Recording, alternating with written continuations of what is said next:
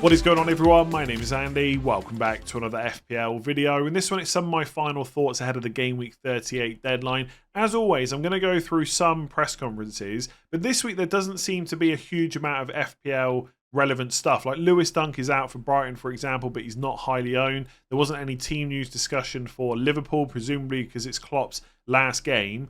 And Saka wasn't mentioned by Arteta either, so I've only really got Newcastle and Man City stuff. Then we're going to go into midfield and forward punts, some of your questions. I'm going to talk about my own team, and then we are done. So if you enjoyed the video, make sure to give it a like and hit that subscribe button. And for the last time this season, at least in pre-recorded content, there will be live streams to come after this.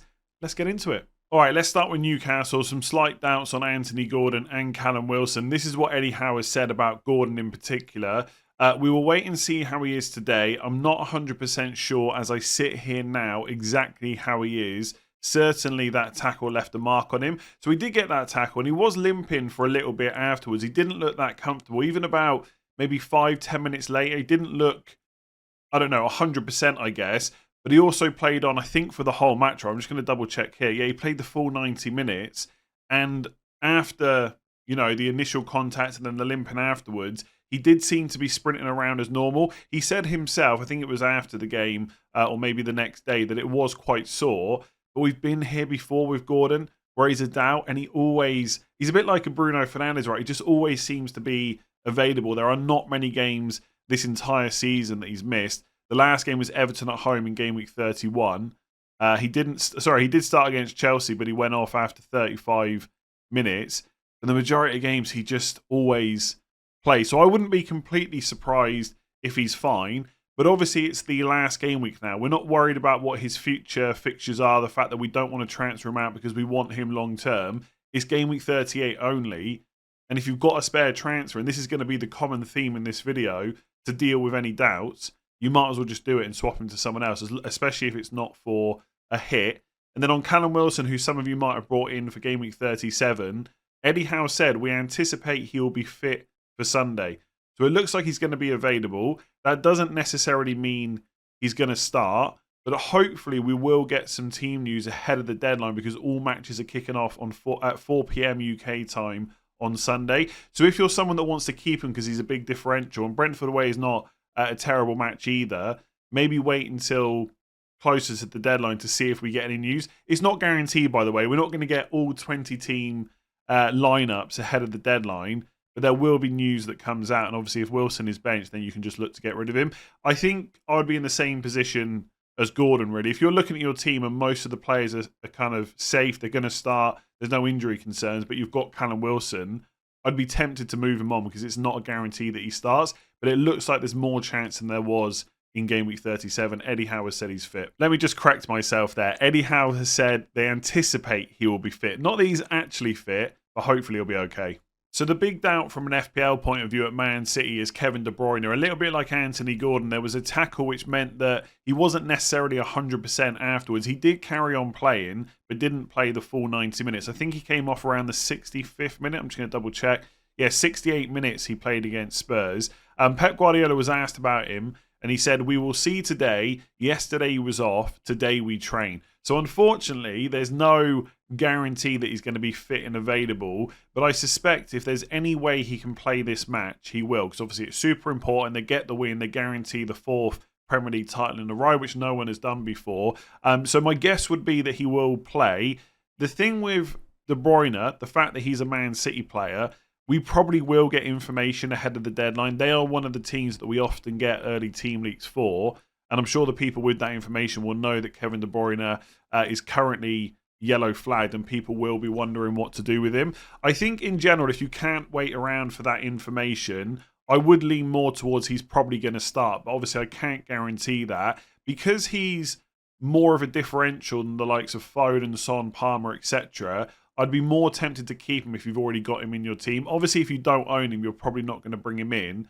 But he is a nice player to keep. And West Ham at home is a decent fixture. I mean, look, the last day, I think we're all expecting Man City and Arsenal to both win their games. It might not work out like that. If West Ham can keep it tight and they don't concede, like for the first 30, 40 minutes, even the first half, then who knows? Maybe the tension goes up in the ground. You just don't know, especially if Arsenal are far enough ahead. But I think we're all picturing that game as a comfortable Man City win, like 3, 4, 5 goals, something like that. And if that's the case and De Bruyne starts, he'll surely be in with at least 1 or 2 kind of FPL returns as well. So I would want to keep him if I already own him because he's a big differential. We know what he can deliver, but he is still a doubt. Pep hasn't completely alleviated that, but we'll almost certainly get early team news ahead of the deadline, I would say, for Man City. So there's me talking about Kevin De Bruyne as if he's the only FPL relevant player from Man City with a flag. But of course, Ederson is red flagged, and it's been confirmed that he's going to miss West Ham at home in game week 38 and the FA Cup final against Man United with a small fracture of his eye socket. So hopefully he can get back to playing soon. For FPL, this probably doesn't make a huge amount of difference for most people. If you've got another playing goalkeeper, they can obviously go into your 11 instead, and Ederson can move to the bench. If you're not happy about that second playing keeper, or they're not going to play, right? For example, if you've got Dubravka, you might be in a tricky position because Nick Pope could start the last game of the season. Then, of course, you can use one of your transfers on a goalkeeper. The 2 players that most people are going to look at are Ortega or Raya, right? So you could just switch from one Man City goalkeeper to the other. Ortega's only 3.6 million, so it will give you a lot of money to spend elsewhere as well if you've got a second free transfer. Or you can go to Raya, who's got Everton at home, and Arsenal are the best defence in the league. That's probably the 2 goalkeepers that I would move to. If you're on double Arsenal defence, like Gabriel and Saliba, and you've got a spare slot, you could go for Raya in a triple up. It depends whether you're... I wouldn't even say it's that risky, right? If you've already got 2, you must be pretty confident in a clean sheet. So adding a third does not make that clean sheet any less likely. But there is a psychological thing that people with a triple up, if they do concede, they seem to take that a lot worse than if they've got a double up. So I would just mention that as a slightly, not necessarily logical reason to avoid Raya, but more of a make your weekend fun type thing. Otherwise, it's just Ortega. Obviously, if you want to get Vardiol, for example, if you don't already have him, then you've got to go for someone else. Then I'd look at Raya. But outside of those 2, there's not a huge amount of players I'd be wanting to bring in this week. Maybe Petrovic against Bournemouth at home. I own him. I don't think it's particularly great, but it's okay. Alisson against Wolves at home could be an option. Vicario maybe against Sheffield United. They're probably the main players that I'd be looking at. But for the most part, you're going into game week 38. A lot of people just don't want to make a goalkeeper transfer, which is absolutely fair enough. But if you do, Ortega and Raya are probably the best 2 options. So I'm just going to go through some of my favourite midfield punts. I've probably mentioned every one of these names at least 2 or 3 times already this week, but that's really all we're looking for in game week 38. It's just that one final player to transfer in, maybe 2 players in some people's case. Salah is still at the top of the list against Wolves at home. I know some people have got reservations about his recent form and stuff like that. That's absolutely fair enough. But we know what he's capable of. His stats have been good all season. And it's very rare his ownership is this low with such a good fixture. I don't think he's so good that you should be taking hits for him. If you can get any of the other players on the list for free, I would just do that instead. But I think if you can get him for free, he is definitely right up there, top 3 options for game week 38. And a massive differential captain if you really want to go against Haaland. But to be honest with you, any player is a differential versus Haaland this week. So take your pick in terms of captaincy. I've got Saka next, but I do have slight concerns about him because he did go off early in the last match. There was no mention of him in the press conference. I don't think Arteta would have passed him fit either way, right? He never usually gives too much away. But there is some doubt there, right? And he is yellow flagged.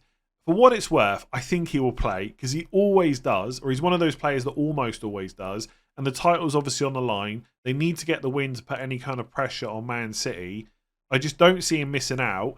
But I will say, for a 1 week transfer only, he's not so good that you need to take that risk. So if you're looking at Saka or Havertz, right now I'm probably taking Havertz. Without any more information about whether Saka's going to start, I just play it safe and go for Havertz instead. And I mean, I've said this before, create whatever narrative you want in Game Week 38 to get your decision made. I think with Arsenal, if they were playing Everton like 4 or 5 games ago, we'd have no concerns whatsoever about them doing well in that fixture. But who knows how this match might go. Everton might keep it tight. They might score first. Suddenly that changes the dynamics of the game. Yes, Arsenal would obviously have to chase it, but the nerves might kick in. You just don't know what's going to happen. But I think overall, Arsenal are extremely good. Havertz is great, and Everton at home is not a bad fixture whatsoever. So he's probably right up there. Then Eze and Elise are probably the next 2 favourites for most people. I've said all week, I think I'd prefer Eze because I'm pretty sure he's on penalties. but honestly, they are both very good. If you want to go for Elise instead, you should go for Elise instead. One thing to say, and I've been keeping a track on this all week, Havertz is the most transferred in midfielder with 138,000 new owners. Elise's not far behind with nearly 133,000. Eze has only been transferred in by 22k. Now, I think before this week, Eze in the top 100k was slightly higher owned, not by a massive amount. So, if anything, going into 38, Eze now becomes a slight differential over Elise. Obviously, you don't know what rank those 133,000 people are at, right? It could be that half of them are in the top 100k. It could be that they're all outside the top 100k. You just don't know. Obviously, that's not going to be the case, right? People in the top 100k are going to be buying Elise, but it does look like Eze might be a slightly more differential. But obviously, Elise has absolutely smashed it recently. Flip a coin. Take your pick. I honestly don't have a strong opinion about which one of those two players is better, right? In a 1 week shootout, it's really hard to determine who's going to go and get you that brace. I really like Brennan Johnson. He's not really being talked about that much. Obviously, I've got him in my team, so I like him quite a lot for that reason. But he is a major differential, and Sheffield United are the worst defence so far this season. 101 goals conceded. You know, there's a lot to like about Brennan Johnson. He has had quite a few chances. Underlying stats for the season are good. Is he better than picking Havertz, Eze, or Elise with a home game? Possibly not. But if you're looking for someone even lower owned, Johnson is going to have less owners than the other players I've mentioned. And if you want to go for a different Spurs midfielder, it's Maddison. So the forward options are probably a little bit less exciting this week, but if you do want to differentiate in your forward line rather than in midfield, there are some players to consider. João Pedro is one, mostly because he gets to play against that Man United defence, which has been terrible all season. And to be fair, the Brighton attack hasn't been particularly strong over the last 9 to 10 games. But this could absolutely be the game, you know, last day of the season at home where they go and score 2, 3, 4 goals. Man United defence has been that bad. Right? Even against Newcastle, where they maybe looked a little bit better, they still conceded twice. Martinez is back now. He came off the bench against Newcastle. Varane and Lindelof are in training, but I don't see the latter two starting. And even with Martinez, they're not going to take too many risks with the FA Cup final. So I think there will be chances for Brighton, and obviously João Pedro will be on penalties as well. I think in the last game, let me just double check here. Yeah, he played the full 90 against Chelsea on Wednesday. And next game on Sunday, he should be able to play in that. So I think he'll be good. Gakpo against Wolves at home, if you don't want to go for Salah or Luis Diaz, who I didn't mention for the midfield list, but he's obviously one to consider too. I don't think Diaz basically is any better than Elise, Eze or Havertz, so that's why I left him off. But in the forward line, Gakpo has played well recently. He's getting the minutes over Darwin Núñez. The thing is, Gakpo's just one of those players, doesn't actually, I might be wrong here, so let me just double check before I say it. Yes, but to be fair, against Spurs and West Ham, he played 90 minutes, but he only got 74 against Villa. His minutes actually over the last 4 starts have been pretty good. I was going to say he never gets to 90, but actually he does. So even when Darwin's come on, it's not necessarily affected him a massive amount. And Darwin's minutes have been 15, 15 and 11 the last 3 games. So I quite like Gakpo. If you want to go Liverpool but not for a midfielder, he's the one. Tony versus Newcastle, maybe. But honestly, I even find that hard to sell to myself, let alone having to sell it to you. I just think he's the kind of player that could do well in any given fixture. And Newcastle defence isn't watertight. But Tony's been so poor recently. Do you know what? I've put him on the list. I actually wouldn't go there. Wilson versus Brentford away. But again, there's probably too much risk about him starting. And then you've got Mateta, Chris Wood and Muniz as cheap options. Are any of them better than João Pedro? Maybe. I mean, Chris Wood's had a lot of chances the last few games. Some people saying that Awani might start, so maybe he's not worth the risk, but I like him. Mateta is obviously good. I think Crystal Palace in general this week are decent. And then the one at the bottom is Nkunku versus Bournemouth at home, who got a goal in the last match for Chelsea. He came on for Mudryk, who I actually think is fine this week, but he did come on and got 48 minutes. So he's had 14 minutes against West Ham, 32 against Forest, 48 against Brighton. So he's building up that fitness. There is a chance he starts. Personally, I don't think I would risk it without getting that information that he's definitely starting. But if you wanted to go for a mega risk, then Nkunku could be the one. The only thing I would say is this guy has not played more. I'm just double checking here. He's not played more than 71 minutes all season. And again, that was into one match he played. Sorry, I'm scrolling through a lot here. 70 minutes against Palace in Gameweek 19. 71 minutes against Wolves in Gameweek 23. Outside of that, 48 minutes is the most he's had. Even if he starts, I wouldn't be completely shocked if he gets brought off before the 60th minute. He'll probably make it past, but not by a good amount. So he's got to do a lot of damage in much less minutes than maybe some other players will get this week. And I know, obviously, you can say stuff like he could do enough damage against Bournemouth at home in 60 minutes, of course. But where possible, you want to get someone that can play a bit longer than that. I just don't know if it's in Nkunku. I think people have been so eager to get him in their teams this season. I completely understand, right? I really wanted him in my Game Week 1 team, and I'll definitely be looking at him again next season. I just don't... I don't know. There's something telling me that unless you get a guaranteed start from him, you just can't go there. And even with that guaranteed start, I'm still not convinced he's guaranteed points. But Chelsea are playing well at the moment, so you could go there. In general, if it's a choice between 3-4-3 or 3-5-2, I think the midfield options are just better. Like Havertz, Eze, Elise in particular are probably better than every player on this list, I would say, for 38. So that's what I would do instead if you can. All right, let's get into some of your questions. So you've mentioned the punts to go for this week, but which of the 8 template attackers is the best to sacrifice for that punt? Now, in terms of who the template attackers are, I've got most of them in my team. So you're looking at Gordon, Isak, Haaland, Jackson, Palmer, Foden, Son. And then probably for that 8th spot, it's either Fernandes or some people might have De Bruyne. There's probably other players to throw in there as well. I've got Brennan Johnson, for example, but he's certainly not a template pick. Now, if we're forgetting about risk for a second and just going for who I think is going to score the most points this week, I don't think you can get rid of Haaland, right? Most people are going to captain him. He's a great pick this week. Palmer is just ridiculously consistent. A good home game, penalties, minutes, etc. You can't really sell him. Personally, I wouldn't want to sell Son, despite how poor he's been by his standards recently. Sheffield United away is just too good to turn down. And if other people are considering getting rid of him, I like keeping hold of him even more. You know, an attacker against the worst team in the league that's conceded 101 goals, I feel like you've got to keep hold of him. Foden is almost certainly going to start, and his minutes are probably going to be really good. And again, West Ham's a good fixture. I think it's tough to sell him.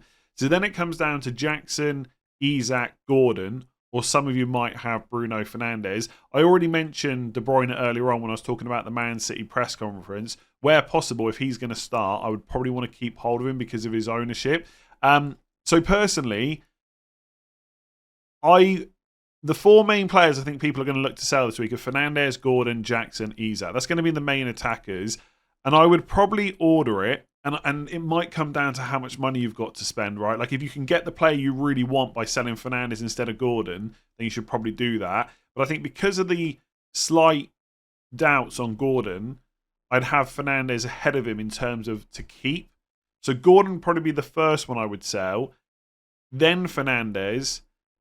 And then Isak and then Jackson. Although, to be honest, between Jackson and Isak, I'm a little bit unsure about which one is the best to sell because Jackson doesn't have penalties, but he has pretty much a guaranteed start and good minutes in a good home fixture against Bournemouth. Whereas Isak, I'm pretty sure is going to start as well. But if Wilson plays, Isak might not be on penalties. And it's an away game to Brentford, which is a little bit trickier than home to Bournemouth. So I'm quite torn on which of those two is the better to sell. But again, it might be that money comes down to it. For my moves, for example, it just makes more sense to sell Isak. So that's probably where I would start. The 2 midfielders first, Gordon and then Fernandes. Like Fernandes could do really well in a game against Brighton away. Man United will get chances. But if Fernandes isn't... Like I know he played against Newcastle. Was he 100% fit? I don't know. He failed a fitness test for the previous game. Like he's going to want to play. We know that. But if there's a chance to bring him off slightly earlier to save him for the FA Cup final against City, where he is going to be absolutely needed to stand any kind of a chance to win that game, I think Ten Hag will take that and maybe bring him off early again. So that is why I'd have Fernandes ahead of the likes of Isak and Jackson, because I just don't think we can be as sure as we usually are about his fitness levels. So I think Gordon first, even though he will probably start, right? And I think he's a good player, but probably Gordon, then Fernandes. I'm going to say Isak before Jackson, but honestly, you could go the other way around. I think most of the other players, if you're taking risk out of the equation, I would keep. I mean, it's worth saying players like Palmer, Foden and Son, even Isak as well, to be honest, are super high owned. Yes, they're being sold a little bit this week, but if you wanted to take one of them out to go for a massive punt, just to give yourself that last bit of hope to climb up the ranks, if you've got a massive gap to close, then you could do that, but it's probably not worth it for most people. So because it's the final week, I've had lots of questions similar to this, so I'm going to go through it again. If you're at a good rank, but still behind your goal, should you take a risk or play safe? Now, realistically, I cannot answer this question for you. Only you can determine how happy you are to stay at your current overall rank, or whether you'd be happier to try and push for whatever that original goal was. The question to ask yourself is, if I don't take the risk, and then that risk does really well, and I stay where I am, and I've missed out on getting to wherever I wanted to be, will that feel worse than if you go for the risk and you end up falling down in overall rank? Which one will affect you more? If you take the risk and you go down and you can just brush it off and just say it's one of those things that happens in football and FPL, then maybe that's the better play. If you're someone that's going to get really frustrated, I'd probably play safe and just look to maintain where you are, because lots of people will say stuff like, I'm going to take a punt, I don't care, and then it goes wrong, and then they do care. So you have to just decide for each of yourselves individually how you're going to react to it. I will say, especially if the gap is quite small, it's a myth that you have to take risk and go for major differentials to climb up the ranks. Like, there was a comment on, I don't know, one of the videos this week that said something like, and I'm paraphrasing a bit, it's crazy to go for Haaland captain. You need to take a risk to go up the ranks. Well, what about people that took a risk in Game Week 36 when Haaland banged 4 goals? What about in Game Week 37 when people went for Iza, which, by the way, I think was a perfectly good pick as captain, who blanked in both games, versus getting Haaland that scored 2 goals against Spurs? Those people that took the risk, okay, they might have done really well because the rest of their team absolutely smashed it, but for the most part, they probably haven't climbed up the ranks that much. Whereas those people that played it safe with Haaland, that had other differentials as well, have probably gone up. So it's not an exact science, right? I've probably said that term a lot this week, and I'm going to apologise straight away if you've been watching my channel for a long time, because you would have heard these stories before, but I've had on numerous occasions in Game Week 38 the option of going a little bit different with captain to try and push for it, or to play safe. Now, I think, I'm getting old now, so I might have these stories slightly wrong, but twice with Mane, once I ignored the differential captain and missed out on top 10k because I didn't go different, and on another time I went with him and got inside. I think it was like last year or the year before, Son was the captain that everybody was going for on the final day. It's a bit like how Haaland is for this season. So it must have been 2 seasons ago, I think. And Son was going to be everyone's captain. I was very close to top 10k. And obviously a lot of people said, you've got to go different. And I didn't. I went for Son. He scored, I think it was 2 goals. And I ended up just inside the top 10k without taking a risk. Had I gone for a different captain, I might not have made it. So it's a complete myth that the only way to climb up the ranks is to go for a differential. What I will say is, and again, if you're willing to accept a little bit of risk, if you think 2 players are genuinely very close in terms of options, then going for the lower owned player might give you that push to go up the overall ranks. So if you're looking at, I don't know, Saka, let's just say Eze and Elise is probably not a great example because they're both similar ownership. Let's just use Elise and Havertz, right? If you think those two are quite similar in terms of their potential points this week, Elise is probably going to be slightly lower owned, I would say, than Havertz. So maybe that's the one you go for.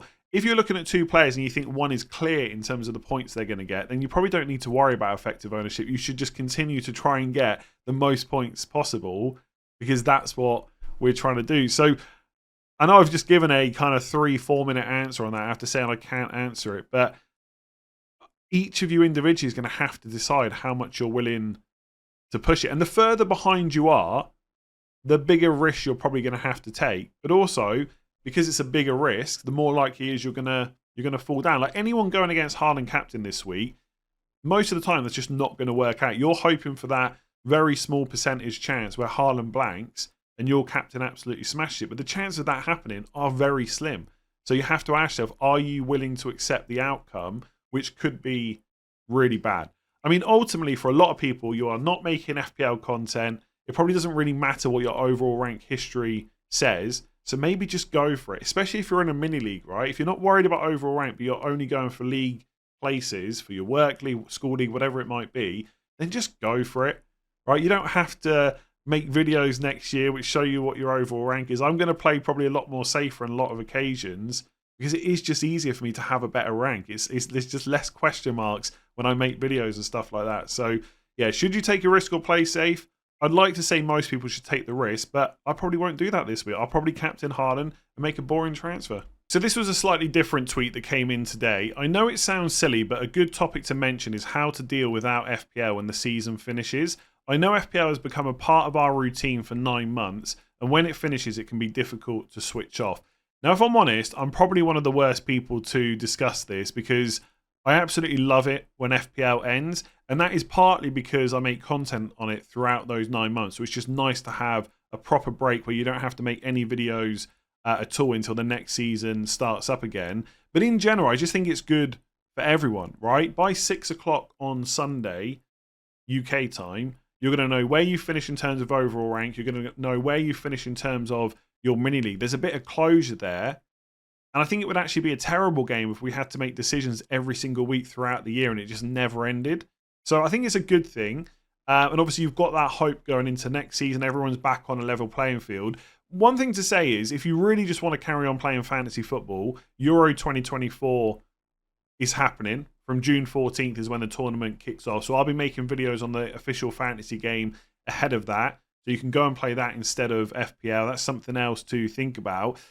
Otherwise, in terms of how to deal with it, it's a good chance to try some new hobbies, do something a little bit different. I walk pretty much every single day, and so FPL finishing doesn't really change that, but it might mean I can go somewhere else and walk. It means I might be able to do or travel a little bit further. I've just bought a Kindle, so maybe I'll read some more books or something.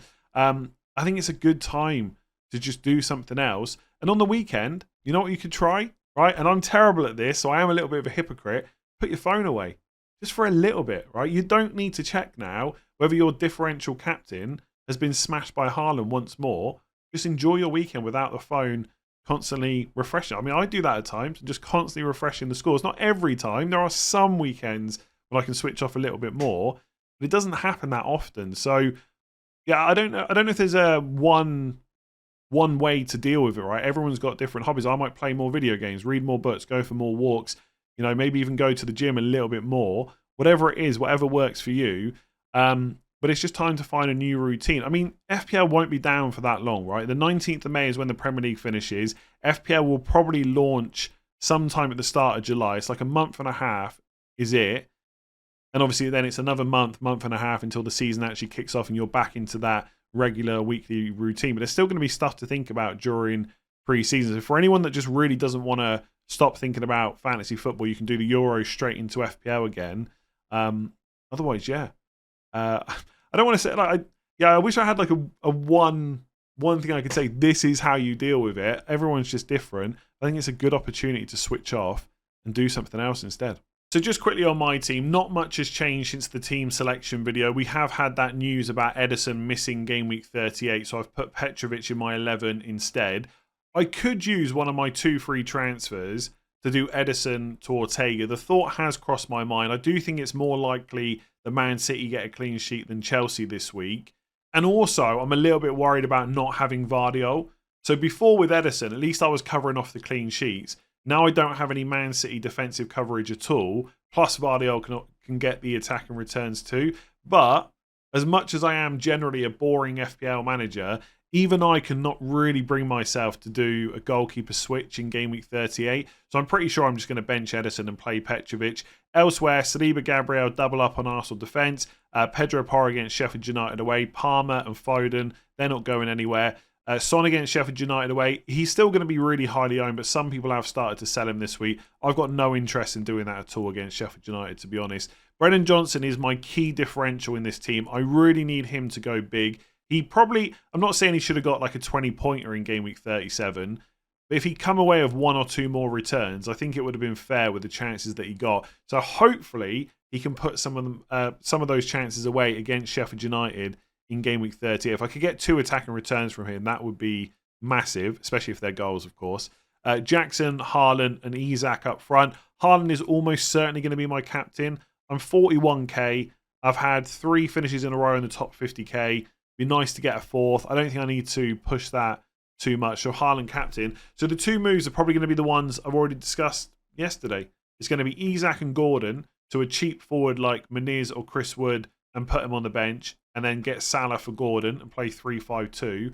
Or I'm going to do Dalot to Trent, bench Saliba and just have 1 Arsenal defender, and then get Eze or Elise, probably Eze, and again play 3-5-2. Either way, I'm almost certainly selling or benching Isak this week, and I'm going to sell Gordon, either to get Salah or to get one of the Crystal Palace midfielders. Someone did point out to me on Twitter that I've got enough money to do Porro to Trent instead of getting rid of either of my Arsenal defenders, and then Gordon to Havertz so that I don't have to go for Eze or Elise.